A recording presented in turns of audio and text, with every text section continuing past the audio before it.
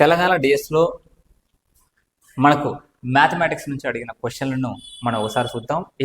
ఇలాంటి క్వశ్చన్స్ ద్వారా మనకు ఏపీ డిఎస్సి స్కూల్ అసిస్టెంట్ వాళ్ళకు కావచ్చు, ఎడ్జిటి వాళ్ళకు కావచ్చు, మోస్ట్ ఎక్స్పెక్టెడ్ అండ్ ఇంపార్టెంట్ క్వశ్చన్స్కి మనం వీటిని తీసుకోవచ్చు అనమాట. మరి ఎలాంటి క్వశ్చన్స్ అడుగుతున్నాం, మరి ఈ ప్రశ్నల సరళి ఎలా ఉందనే దాని గురించి మనం ఇప్పుడు తెలుసుకుందాం. ఇక్కడ కింది వానిలో క్వశ్చన్ 1 చూసుకున్నట్టయితే కింది వానిలో బేసి సంఖ్య యొక్క వర్గం ఏది అన్నాడు. బేసి సంఖ్య ఏది అని అడగలేదు, అంత సింపుల్గా బేస్ సంఖ్య అంటే 1 3 5 7 అని చెప్పుకుంటూ వస్తాం. బేస్ సంఖ్య యొక్క వర్గం ఏది అని ఇచ్చినాడంటే దీంట్లో గుర్తుపెట్టుకోవాలంటే ఎప్పుడైనా కానీ బేస్ సంఖ్య వర్గము మీరు గుర్తుపెట్టుకోండి. 1 స్క్వేర్ ఎంత అవుతుంది? 1 అవుతుంది. 3 స్క్వేర్ 9 అవుతుంది. 5 స్క్వేర్ 25, 7 స్క్వేర్ 49, 9 స్క్వేర్ 81. మనకు ఒకసారి మనం గమనించండి బాగా, ఒక బేస్ సంఖ్యలు 1 3 5 7 9 వీటికి వర్గాలు తీసుకున్నాం.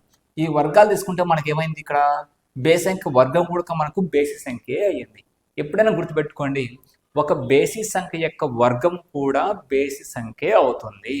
కాబట్టి ఇక్కడ ఇచ్చిన వాటిలో ఇది సరి సంఖ్య, ఇది సరి సంఖ్య, ఇది సరి సంఖ్య, కాబట్టి ఇది బేసి సంఖ్య. కాబట్టి క్వశ్చన్స్లో ఆప్షన్స్లో ఖచ్చితంగా ఒక బేస్ సంఖ్య, మిగతావన్నీ సరి సంఖ్యలు ఇస్తాడనమాట ఖచ్చితంగా. కాబట్టి ఒక బేస్ సంఖ్య యొక్క వర్గం కూడా బేసి సంఖ్యనే. నెక్స్ట్ సెకండ్ క్వశ్చన్ చూద్దాం.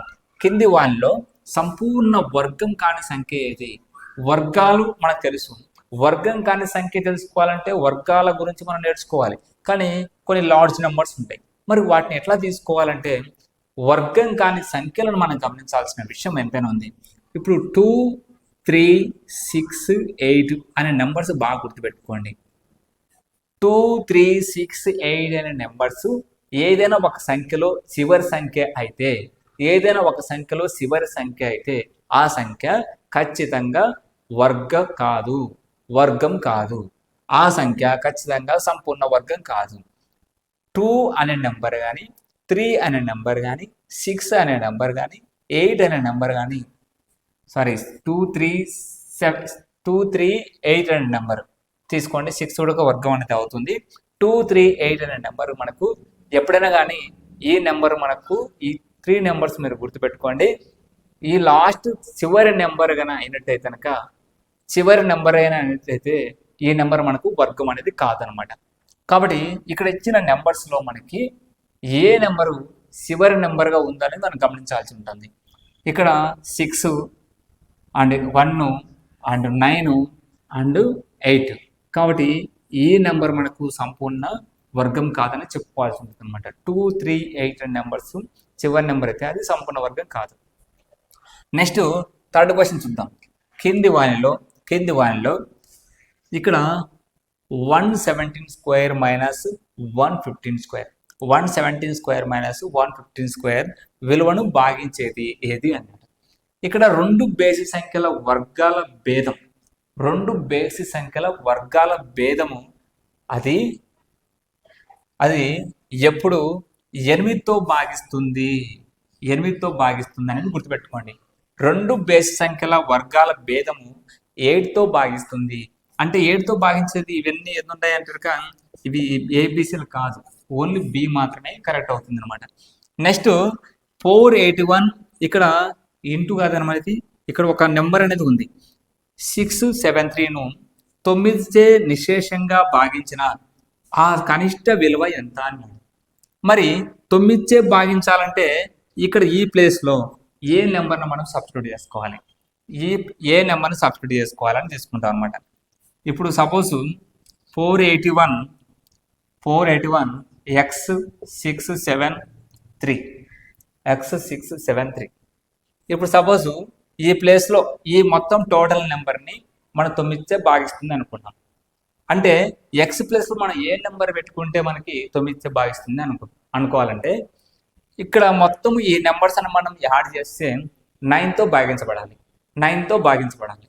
మరి 9తో భాగించబడాలంటే చూడండి, ఇక్కడ మనకు సింపుల్గా 8 1 9 క్యాన్సల్, 6 3 9 క్యాన్సల్, ఇక్కడ 4 7 11 అయితే 9 పోతే ఎంత ఉంటుంది? 2 ఉంటుంది.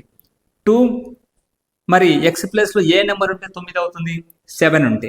కాబట్టి ఈ నెంబర్ 7 ఎక్స్ ప్లేస్లో ఈ ప్లేస్లో కానీ మనకు 7 ఉందంటే మనం అన్నిటిని మనం సమ్ చేసినామంటే 9తో మనకు భాగించబడాలి. ఓకేనా. Next 5th question. ఒక సంఖ్య 2⁶ ఇంటూ 3�7 ఇంటూ 11 స్క్వేర్గా వ్రాయబడింది. దాని ప్రధాన కారణాంకాల సంఖ్య ఎంత అన్నాడు. దాని ప్రధాన కారణాంకాల సంఖ్య మనం సింపుల్గా తీసుకోవచ్చు. ఇక్కడ ఇచ్చిన ప్రకారం ఏంటంటే 6కి 6 + 1, 7కి 7 + 1, 2కి 2 + 1 మల్టిప్లై చేసుకోవాలి. 6 + 1 ఏమవుతుంది? 7 అవుతుంది. 7 + 1 8 అవుతుంది. అండ్ 2 + 1 3 అవుతుంది. 7 × 8 × 3 చేస్తే మనకు ఆన్సర్ 168 వస్తుంది. ఆన్సర్ గమనించుకోండి. 7 + 8 9 + 3 తీసుకుంటే. ఓకే. నెక్స్ట్ క్వశ్చన్ చూద్దాం. Important question. ఇక్కడ 1 నుంచి 100 వరకు గల ప్రధాన సంఖ్యలు ఎన్ని? మరి ఇంత సింపుల్ అని అనుకోవద్దండి. మనకు పూర్తిగా తెలుసు. బేసిక్గా మనం ప్రధాన సంఖ్యలు వాటికి 1 నుంచి 50 వరకు ఎన్ని ఉన్నాయి, 50 నుంచి 100కి ఎన్ని ఉన్నాయి, లేదంటే 1 నుంచి 100కి ఎన్ని ఉన్నాయని మనకు తెలుసు.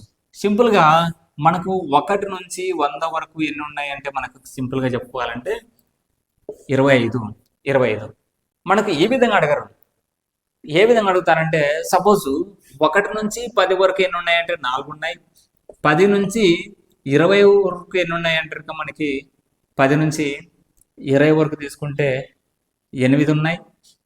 అదేవిధంగా 1 నుంచి 50 వరకు అయితే కనుక మనకి 15 ఉన్నాయి. 50 నుంచి 100 వరకు అయితే కనుక మనకి 10 ఉన్నాయి. అంటే మనకు మొత్తము 1 నుంచి 100 వరకు అయితే కనుక మనకి 25 ఉన్నాయి.